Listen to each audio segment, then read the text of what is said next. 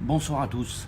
Voilà, on sort ce soir de la réunion des maires avec M. Macron à Souillac. Et je peux vous dire que c'était une véritable mascarade. Donc comprenez bien, je suis maire de ma commune, des gens se sont mobilisés, on remplit un cahier de doléances, on fait plein de remarques, se sont mobilisés et m'ont mandaté pour apporter ce cahier de doléances.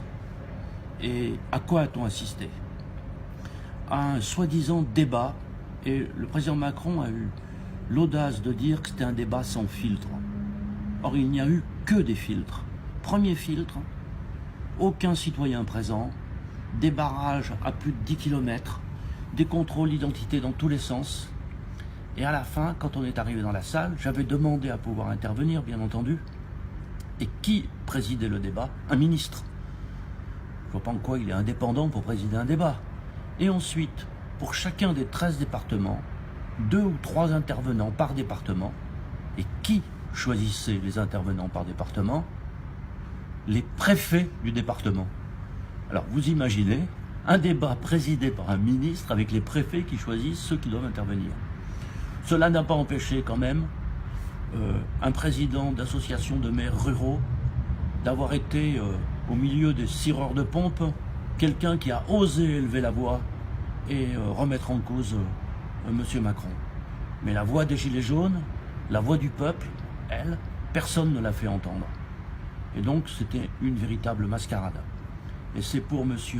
Macron un moyen de faire campagne, oui, de faire campagne, parce qu'on est dans une campagne électorale, clairement, en utilisant les moyens de l'État, des milliers de gendarmes, de policiers, tous les moyens de réception, toutes les autorités. J'étais impressionné par président de région, ministre, députés de toute la région qui étaient venus de La République En Marche, tous ces gens mobilisés pour entourer de petites centaines de maires dont une toute petite partie n'a pu parler.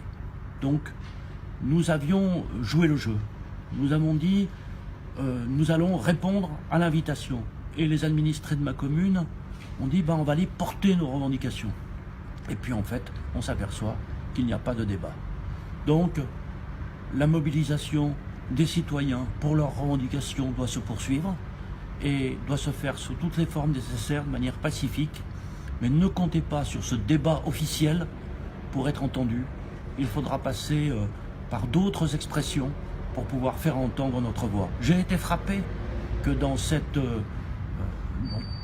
toute cette présentation, notamment de M. Macron, il y a une chose qui domine. Je ne changerai pas de cap. Il maintient ce qu'il appelle la politique de l'offre et il maintient son refus de faire payer les plus riches.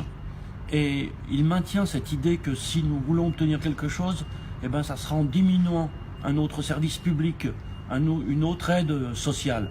Que donc c'est une mascarade absolument lamentable, mais nous en avons fait la démonstration aujourd'hui, donc je crois que cela va éclairer tout le monde.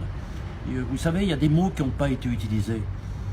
Le mot salaire, dans le discours de M. Macron, des mots n'ont pas été utilisés. Le mot salaire minimum, l'augmentation des salaires, l'augmentation des retraites. Il y a un mot qui n'a jamais été utilisé. Le mot de pauvreté, la lutte contre la pauvreté. Tous ces éléments-là ont disparu.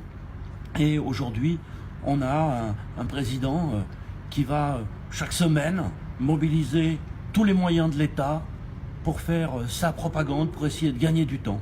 Et bien face à ça, la mobilisation des Gilets jaunes, la mobilisation des salariés, la mobilisation des enseignants, la mobilisation des lycéens, des étudiants, de la jeunesse aujourd'hui doit pouvoir s'amplifier et tenir et exiger une réponse. Je pense que la preuve a été faite aujourd'hui que ce grand débat national, c'est un grand blabla national qui n'a pas d'objectif que de enfumer le peuple. Voilà la conséquence ce soir que je tire de cette journée. On a fait 4h30 de route, on a fait 4h30 de route pour revenir.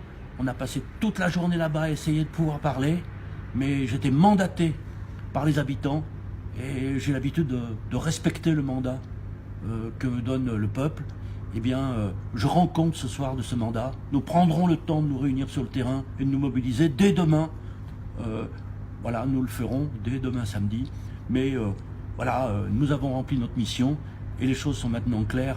Le grand débat national, c'est vraiment quelque chose, une opération d'enfumage.